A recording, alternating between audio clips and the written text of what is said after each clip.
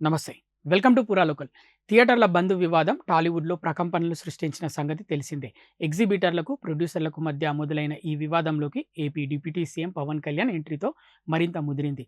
అల్లు అరవింద్, దిల్ రాజు వంటి అగ్ర నిర్మాతలు మీడియా ముందుకు వచ్చి వివరణ ఇచ్చేదాకా వెళ్ళింది పరిస్థితి. ఇదిలా ఉండగా ఈ అంశంపై స్పందించిన సీనియర్ నటుడు, డైరెక్టర్ ఆర్ నారాయణమూర్తి కీలక వ్యాఖ్యలు చేశారు. 'హరిహర వీరమల్లు' సినిమాపై ఎవరు కుట్ర చేయలేదని, పవన్ కళ్యాణ్ ప్రకటన సరికాదని అన్నారు. టాలీవుడ్ ఇండస్ట్రీని ఉద్దేశించి డిప్యూటీ సీఎం పవన్ కళ్యాణ్, మంత్రి దుర్గేష్ వ్యాఖ్యలు సమంజసం కాదని అన్నారు.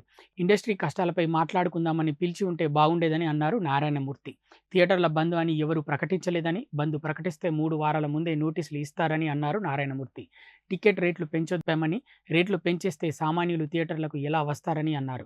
సింగిల్ థియేటర్లకు పర్సెంటేజ్ విధానం కావాలని, అద్దె విధానం తొలగించాలని ఎప్పుడూ డిమాండ్ చేశానని అన్నారు. పర్సెంటేజ్ విధానానికి దిల్ రాజు ఒప్పుకున్నారని అన్నారు నారాయణమూర్తి. సినీ పరిశ్రమను గౌరవించినందుకు సీఎం రేవంత్‌కు ధన్యవాదాలు తెలుపుతున్నానని, ఏపీలోనూ అవార్డులు ప్రకటించాలని కోరారు ఆర్ నారాయణమూర్తి. ఇవి ఇప్పటివరకు ఉన్న అప్డేట్స్. మరిన్ని అప్డేట్స్ కోసం చూస్తూనే ఉండండి పురా local. Your choice for local voice.